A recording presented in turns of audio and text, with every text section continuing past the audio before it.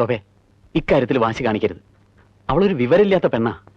പണം കൊടുക്കാന്ന് നമ്മൾ വാക്ക് പറഞ്ഞതാ. ബുധനാഴ്ച സ്വർണ്ണം എടുക്കാന്ന് ഏട്ടൻ പറഞ്ഞു വിടുകയും ചെയ്തു. പറഞ്ഞു വിട്ടെങ്കിൽ എടുക്കട്ടെ. അവൾക്ക് കല്യാണമല്ലല്ലോ വലുത്, വല്യേട്ടനല്ലേ. വല്യേട്ടൻ നടത്തി കൊടുക്കട്ടെ. എനിക്ക് എന്റെ അച്ഛൻ തന്ന പണമാ, അതെന്റെ ആവശ്യങ്ങൾക്കാ. അതെല്ലാം നിങ്ങളുടെ അനിയത്തിയുടെ കല്യാണം നടത്താനല്ല. ഇത് ചതിയാണ്. കൊടുക്കാൻ പറ്റില്ലെങ്കിൽ അന്ന് പറയണം, അല്ലാണ്ട് ഈ അവസാന നിമിഷത്തിലല്ല. കൊടുക്കാന്ന് പറഞ്ഞതേ എന്റെ സൗജന്യാണ്, അല്ലെങ്കിൽ ദയ. അത് വേണ്ടാത്തവർക്ക് ഞാൻ കൊടുക്കണോ? നീ എന്നിട്ട് കുരങ്ങളിപ്പിക്കാണല്ലേ? അങ്ങനെ ആയതുകൊണ്ടല്ലേ കളിക്കണേ. സഹിക്കണേനൊരു അതിലുണ്ട്. പണം, അന്തസ്സും വിദ്യാഭ്യാസം ഒന്നും ഉണ്ടായിട്ട് കാര്യമില്ല. മനസാക്ഷി വേണോടി, മനസാക്ഷി. ഓ, മനസാക്ഷിയുള്ള ആള്. മോഹിച്ച പെണ്ണിന് പുറംകാലം കൊണ്ട് തട്ടിയിട്ട് എന്റെ അച്ഛന്റെ പണവും അന്തസ്സും കണ്ട് വാലാട്ടി നിന്നത് മനസാക്ഷിയുള്ളതുകൊണ്ടാണല്ലോ.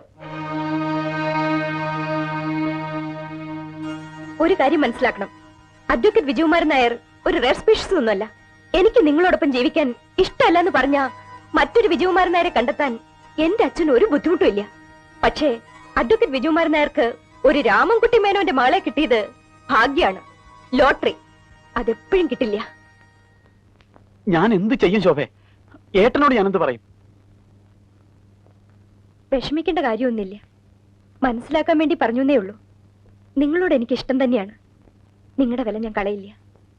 എന്നോട് പറഞ്ഞതിന് എല്ലാവരും എന്റെ മുന്നിൽ വരണം.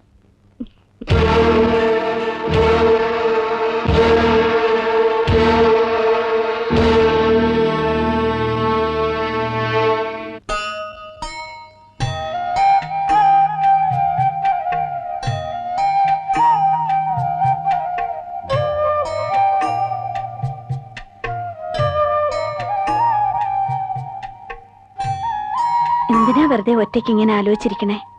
ഇന്ന് രാമായണം പോലും വായിച്ചില്ല. ഞാൻ ചോറ് വിളമ്പട്ടെ? ഇന്ന് ഉച്ചയ്ക്ക് ഒന്നും കഴിച്ചില്ലല്ലോ. പിന്നെ മതി, എല്ലാരെയും കഴിയട്ടെ. ഇനി അതാ ഇവിടത്തെ പതിവ്.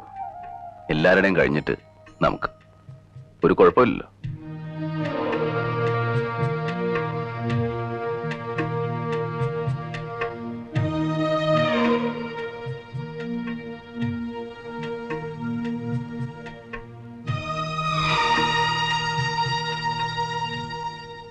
ശോഭയ്ക്ക് വലിയ വിഷമായി. ഓ, അത് സാരല്ല, ഞാനത് മറന്നു. സുധ വളരെ മോശമായിട്ട് അവളോട് സംസാരിച്ചു. കല്യാണത്തിന് അവളുടെ പണം വേണ്ടെന്ന് വരെ പറഞ്ഞു. വിവരമില്ലാതെ അവളെന്തെങ്കിലും പറഞ്ഞെന്ന് വെച്ച് നീ അത് സാരാക്കണ്ട. അധിക ദിവസം ഇല്ലാലോ ഇനി ആ ശല്യം. പക്ഷേ ശോഭ അത് വളരെ സീരിയസ് ആയിട്ടാണ് എടുത്തിരിക്കണേ. അവൾക്ക് അച്ഛനോട് ചോദിക്കാതെ ഇനി ഒന്നും ചെയ്യാൻ പറ്റില്ല എന്നാ പറയണേ. എന്ത് ചോദിക്കാതെ? കാശിന്റെ കാര്യം. ശോഭയുടെ പണം കിട്ടും തോന്നണില്ല. എന്താണ് ഈ പറയണേ? ആകെ പ്രശ്നമായി. നമ്മൾ വേറെ എന്തെങ്കിലും ഒരു വഴി ആലോചിക്കണം. എന്ത് വഴി? ബുധനാഴ്ച സ്വർണ്ണം എടുക്കണ്ട. പണം കിട്ടിയില്ലേ കല്യാണം നടക്കില്ല. എന്നെ ചതിക്കരുത് നീ. ഞാൻ എന്താ ചെയ്യാ? പണം എന്റെ അല്ല. പറയാനുള്ളതൊക്കെ ഞാൻ പറഞ്ഞു നോക്കി. ശോഭ സമ്മതിക്കണില്ല. എന്റെ ഈശ്വര, ഞാൻ ആരോടാ ചോദിക്കുക? എങ്ങട്ടാ പോവാ? ഒക്കെ സുധ ഉണ്ടാക്കിയ പ്രശ്നമല്ലേ? ഇനി അവളും ഏട്ടനും ഏടത്തി അമ്മയും എല്ലാവരും കൂടെ ശോഭയോടൊന്ന് പറഞ്ഞു നോക്ക്. നീ പറഞ്ഞാ കേൾക്കാത്ത ഞങ്ങൾ പറഞ്ഞാ കേൾക്കോ? അത് പറയണത് പോലെ ഇരിക്കും. എന്നുവെച്ചാ എല്ലാരും കൂടെ ചേർന്ന് അവളുടെ കാല് പിടിക്കുക അല്ലേ? പിടിക്കണമെങ്കിൽ പിടിക്കണം. കാര്യം നടക്കണ്ടേ? അതിന് മേലത്തെ രാഘവന്മാർ രണ്ടാമത് ജനിക്കണം. ഭൂമിയോളം താഴാ, പിന്നെ എങ്ങടാ താഴാ? വേണ്ട, താഴണ്ട. വേറെന്താ മാർഗം എന്ന് വെച്ചാൽ ആലോചിക്കാം. ഒറ്റ മാർഗമുള്ളൂ. സുധയ്ക്ക് ഇത്തിരി വിഷം വാങ്ങിച്ചു കൊടുക്കുക. എന്താ പറ്റോ? അതൊന്നും എന്നോട് പറയണ്ട. പെൺകുട്ടികളായി ഇത്തിരി അച്ചടക്കം വേണം. എവിടെയും കയറി എന്തും പറയാന്ന് കരുതരുത്. ഞാനൊരു കാര്യം ചെയ്യാം. എന്റെ വകയായിട്ടൊരു സംഖ്യ അങ്ങോട്ട് തരാം. ഒരു 25,000 ഉറുപ്പ്യ. ബാക്കി ഏട്ടൻ ഉണ്ടാക്ക്. പിന്നെ എവിടെന്നെങ്കിലും ഒക്കെ പറക്കും. മതിയടാ, നിർത്ത്. നീ മേലെ തച്ചുനാർക്കുണ്ടായത് തന്നെയോടാ. ഏട്ടൻ നിലമറന്ന് സംസാരിക്കരുത്. ആരതല്ല നിന്റെയോ? നിനക്കെന്ത് നിലയുണ്ടടാ? നിന്റെ വാക്കിന് സത്യമുണ്ടോ? നീ മനുഷ്യനാണോടാ? 25,000 ഉറുപ്പ്യ. നിന്റെ പെങ്ങക്ക് ആ ധർമ്മം വേണ്ടെങ്കിലോ? വേണ്ടെങ്കി വേണ്ട. വിജയ, ഇങ്ങോട്ട് വാ. അങ്ങേരോട് സംസാരിക്കാൻ നിൽക്കണ്ട. ചെല്ലടാ, വളർത്തുപറ്റിയല്ലേ? വിളിക്കണോടത്ത് ചെല്ല്. ഏട്ടനോട് വീണ്ടും ഞാൻ പറയാണ്, മര്യാദക്ക് സംസാരിക്കണം. നീ എന്നെ മര്യാദ പഠിപ്പിക്ക. എന്താ? എന്താടാ? എന്താടാ ഞാൻ ഈ കാണുന്നേ? എന്റെ കുടുംബം നശിച്ചല്ലോ ഈശ്വര. എന്താ ഉണ്ടായേ? നീ ഇങ്ങനെയൊന്നും പറയാത്തതാണല്ലോ മോനെ. എന്തെങ്കിലും ഒന്ന് പറയേ. അവള് താഴെയുണ്ട്. അവളെ ഇതൊന്നും അറിയിക്കണ്ട. ഞാൻ ജീവിച്ചിരിക്കുന്നുണ്ടെങ്കിൽ ഉള്ളതെല്ലാം വിറ്റായാലും ഞാൻ ഈ കല്യാണം നടത്തും. വിജയം പണം തരില്ലേ? തരും. നമ്മളെല്ലാം ചേർന്ന് അവന്റെ പെണ്ണിന്റെ കാല് പിടിക്കണം. അത് വേണോ അമ്മേ? പിടിക്കാൻ അത്ര കഴുതക്കാല് വേറെ ഇവിടെ.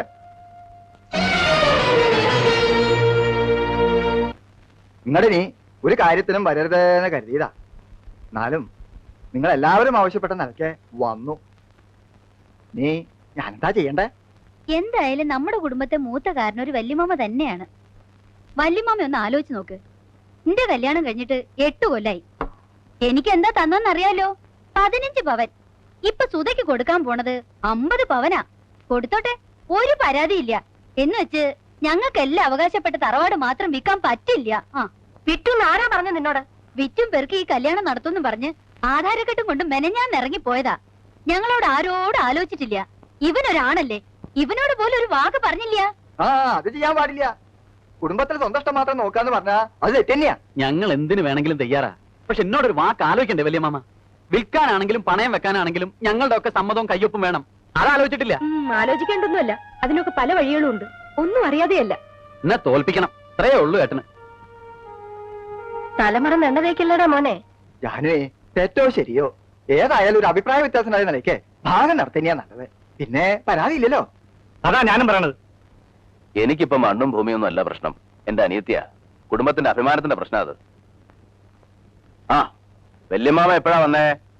കുറച്ചേരായി. എല്ലാരും ഉണ്ടല്ലോ. എന്താ പുതിയൊരു സഭ കൂടല്? ഇവർക്കൊക്കെ ചില പരാതികളുണ്ട്. ഓഹോ, അപ്പൊ കോടതിയാണ്. ഭാഗപ്പിരിവായിരിക്കും അല്ലേ? ലേമേ, നീ ഇങ്ങോട്ട് വരിക, ഒരു കാര്യം സംസാരിച്ച് തീരുമാനിക്കാനുണ്ട്. എനിക്ക് അതിനേക്കാൾ പ്രധാനപ്പെട്ട ഒരു കാര്യമുണ്ട്. അത് കഴിയട്ടെ ആദ്യം, എന്നിട്ട് വരാം. തേൽട്ടേക്ക് പൊയ്ക്കോളൂ. അച്ഛനും അമ്മയൊക്കെ ചത്തിട്ട് 5-6 കൊല്ലായില്ലേടി, പിന്നെന്തിനാ കരയണേ? സുധേന്തി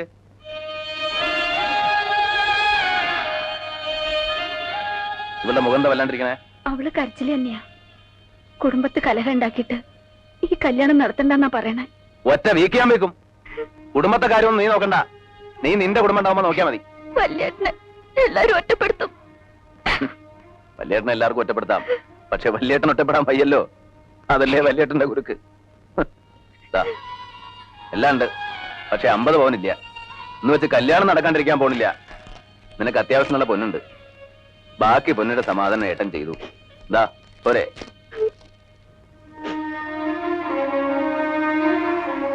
ആ, ഇനി പ്രതിക്കൂട്ടി കയറാം. വിസ്തരിക്കാം. വക്കീലിനോ ജഡ്ജിക്കോ ആർക്ക് വേണം വിസ്തരിക്കാം. ഏട്ടൻ എന്താ പരിഹസിക്കാണോ?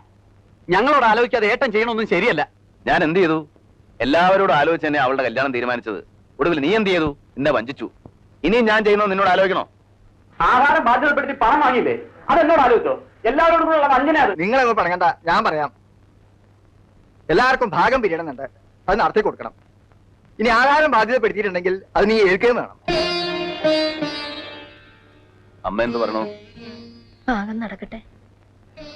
എല്ലാരും തല്ലിപ്പിരിയണേലും നല്ലത് അതന്നെയാ.